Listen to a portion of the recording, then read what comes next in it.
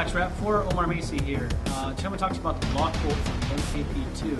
Its installation and just basically running how it works. When you buy the Lok-Bolt or when you receive your Lok-Bolt, you're going to receive basically the Lok-Bolt itself, the assembly that replaces the side cover on your MKP-II, and a basically demag activation slash locking device. I'll explain that to you as we go along. Alright, first step, we're looking at your MKP-II body. You don't necessarily need to remove everything to get to this stage, but you want to definitely remove the mag well so you get to this stage. First thing you want to do is remove the locking pin that's inside the the side cover here. And the way to do this is you insert a small Allen key or something small enough to get inside at an angle that you can kind of have access to that. Let me see if I can do that right here. And you just kind of press against it. You see while I'm doing that, I can actually remove the pin just came out the front right there. At which point you should be able to just remove it. You may want to get something to do it with. There we go. I'm moving it out enough. Once you have it out enough, you can actually gain access to that little ledge from the side here. And there we go. Your original pin is out. Once your original pin is out, you can just pry the cover out of there. This is pressed in there with a little bit of force, so sorry, I have two receivers there. There we go. The side cover's out. Okay, so in the same way that we took it out, so let's go ahead and get rid of everything that's part of the old kit and what we're doing here.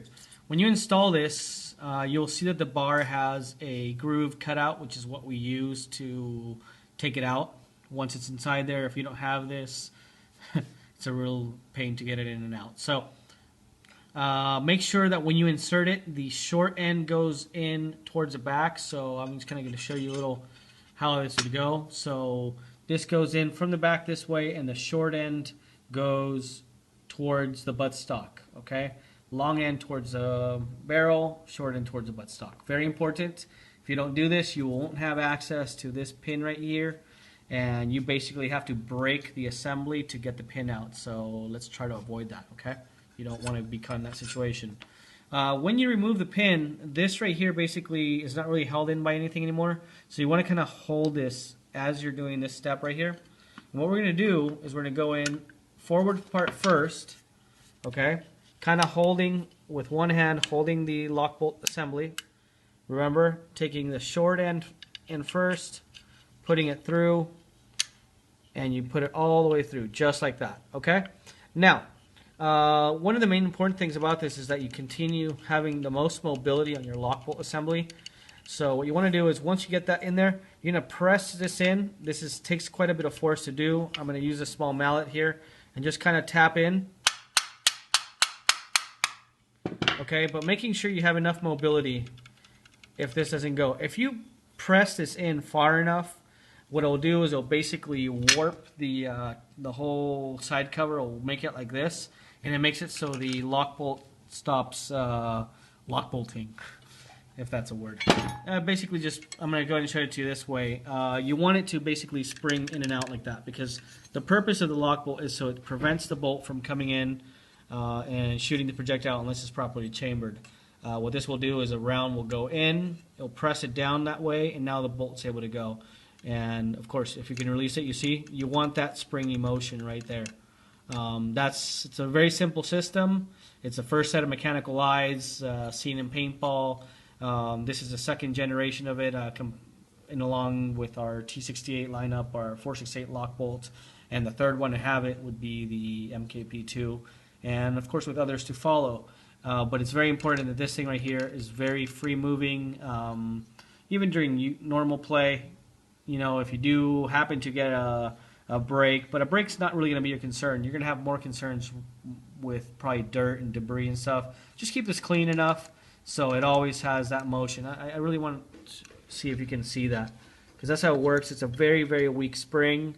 It needs to be a very weak spring for it to operate properly with the D-mags. That the D-mags also use a very light spring to feed the, to be able to feed paint like a tournament grade paint and so forth. Again, just kind of give you a rundown how this works. The projectile goes up into the chamber, basically presses the lock bolt out of the way, and you can see now how it's concentric to the exit of the chamber, and then the projectile and bolt will shoot out.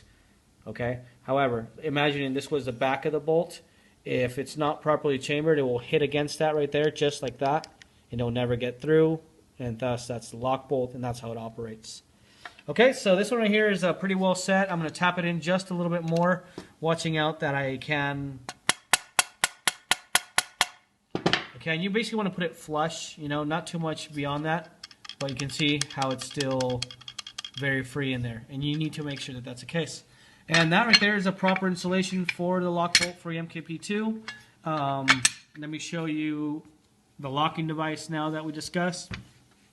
Now, if this was just a standard magwell, if you're using Scarab magazines or you're using the retro magazines, you just basically go ahead and place your magwell on, put your pin through, and you're done. Okay?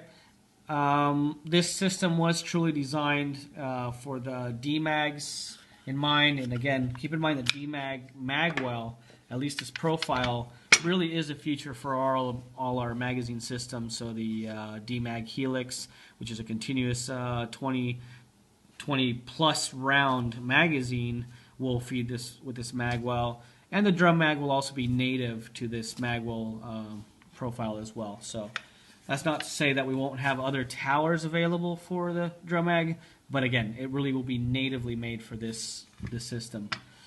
So of course, anything that's designed to work with something will of course operate at its best case. Okay, so this pin right here acts as a locking device. Basically, it locks onto the the cover right there, so it doesn't come out. And all you do is you remove your old system right there, reinsert with a new one. Okay, this might be a little tight. It's brand new. Okay, it will stick out a little bit like that, but that's exactly what you want it to do.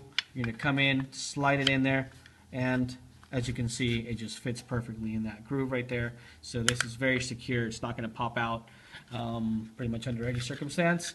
And there you go. Our lock bolt's still freely moving. It's doing its job, and it will prevent easily 98 to 99% of any chops that you could ever have. So cannot say enough about the lock bolt.